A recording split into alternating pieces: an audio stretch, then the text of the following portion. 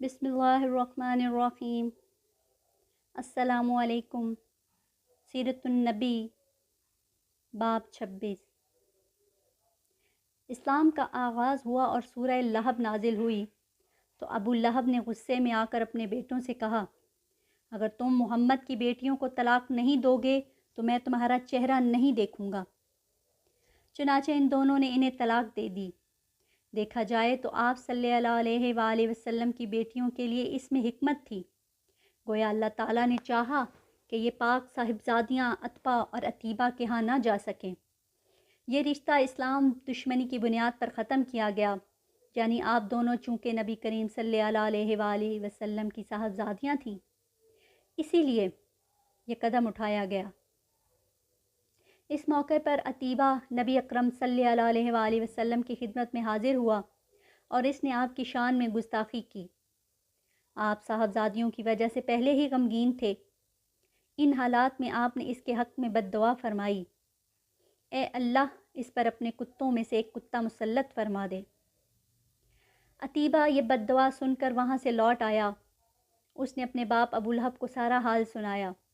اس کے بعد دونوں باپ بیٹے ایک قافلے کے ساتھ ملک شام کی طرف روانہ ہو گئے۔ راستے میں یہ لوگ ایک جگہ ٹھہرے۔ وہاں قریب ہی ایک راہب کی عبادت گاہ تھی۔ راہب ان کے پاس آیا۔ اس نے انہیں بتایا، اس علاقے میں جنگلی درندے رہتے ہیں۔ ابو لہب یہ سن کر خوف زدہ ہو گیا۔ نبی کریم صلی اللہ علیہ وآلہ وسلم کی بد دعا یاد آ گئی۔ اس نے قافلے والوں سے کہا، تم لوگ میری حیثیت سے باخبر ہو اور یہ بھی جانتے ہو کہ میرا تم پر کیا حق ہے۔ انہوں نے ایک زبان ہو کر کہا، بے شک ہمیں معلوم ہے۔ ابو لہب یہ سن کر بولا، تب پھر تم ہماری مدد کرو۔ میں محمد کی بد دعا کی وجہ سے خوف زدہ ہو گیا ہوں، اس لیے تم لوگ اپنا سامان اس عبادت گاہ کی طرف رکھ کر اس پر میرے بیٹے کا بستر لگا دو اور اس کے چاروں طرف تم لوگ اپنے بستر لگا لو۔ ان لوگوں نے ایسا ہی کیا۔ یہی نہیں، انہوں نے اپنے چاروں طرف اپنے اونٹوں کو بھی بٹھا دیا۔ اس طرح عتیبہ ان سب کے عین درمیان میں آ گیا۔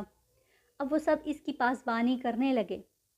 ان تمام احتیاطی تدابیر کے باوجود حضور نبی کریم صلی اللہ علیہ وآلہ وسلم کی پیشن گوئی پوری ہو گئی۔ نصف رات کے قریب ایک شیر وہاں آیا اور سوئے ہوئے لوگوں کو سونگھنے لگا۔ ایک ایک کو سونگھتے ہوئے وہ آگے بڑھتا رہا، یہاں تک کہ وہ لمبی چھلانگ لگا کر عتیبہ تک پہنچ گیا۔ بس پھر کیا تھا، اس نے اسے چیر پھاڑ کر ہلاک کر ڈالا۔ تکلیف پہنچانے کا ایک اور واقعہ اس طرح پیش آیا کہ ایک روز آپ صلی اللہ علیہ وآلہ وسلم مسجد الحرام میں نماز پڑھ رہے تھے۔ قریب ہی کچھ جانور ذبح کیے گئے تھے۔ وہ لوگ اپنے بتوں کے نام پر قربانی کرتے تھے۔ ان جانوروں میں ایک اوجڑی ابھی تک وہیں پڑی تھی۔ ایسے میں ابو جہل نے کہا، کیا کوئی شخص ہے جو اس اوجڑی کو محمد کے اوپر ڈال دے؟ ایک روایت کے مطابق کسی نے کہا، کیا تم یہ منظر نہیں دیکھ رہے ہو؟ تم میں سے کون ہے جو وہاں جائے جہاں فلاں قبیلے نے جانور ذبح کیے ہیں؟ ان کا گوبر، لید، خون اور اوجڑی وہاں پڑے ہیں۔ کوئی شخص وہاں جا کر گندگی اٹھا لائے اور محمد کے سجدے میں جانے کا انتظار کرے۔ پھر جو ہی وہ سجدے میں جائیں، وہ شخص گندگی ان کے کندھوں کے درمیان رکھ دے۔ تب مشرکوں میں سے ایک شخص اٹھا، اس کا نام عقبہ بن ابی معیط تھا۔ یہ اپنے قوم میں سب سے زیادہ بدبخت تھا۔ یہ گیا اور اوجڑی اٹھا لایا۔ جب آپ صلی اللہ علیہ وآلہ وسلم سجدے میں گئے تو اوجڑی آپ پر رکھ دی۔ اس پر مشرکین زور زور سے ہنسنے لگے، یہاں تک کہ وہ ہنسی سے بحال ہو گئے اور ایک دوسرے پر گرنے لگے۔ ایسے میں کسی نے حضرت فاطمہ الزہرا کو یہ بات بتا دی۔ وہ روتی ہوئی حرم میں آئیں۔ نبی کریم صلی اللہ علیہ وآلہ وسلم اسی طرح سجدے میں تھے اور اوجڑی آپ کے کندھوں پر تھی۔ سیدہ فاطمہ نے اوجڑی کو آپ پر سے ہٹایا۔ اس کے بعد آپ سجدے سے اٹھے اور نماز کی حالت میں کھڑے ہو گئے۔ نماز سے فارغ ہو کر آپ صلی اللہ علیہ وآلہ وسلم نے انہی لوگوں کے حق میں بد دعا فرمائی، اے اللہ تو قریش کو ضرور سزا دے، اے اللہ تو قریش کو ضرور سزا دے، اے اللہ تو قریش کو ضرور سزا دے۔ قریش جو مارے ہنسی کے لوٹ پوٹ ہو رہے تھے، یہ بد دعا سنتے ہی ان کی ہنسی کافور ہو گئی۔ اس بد دعا کی وجہ سے وہ دہشت زدہ ہو گئے۔ اس کے بعد آپ نے نام لے لے کر بھی بد دعا فرمائی، اے اللہ تو عمرو بن حشام کو سزا دے، یعنی ابو جہل کو، عقبہ بن ابی معیط اور امی بن خلف کو سزا دے۔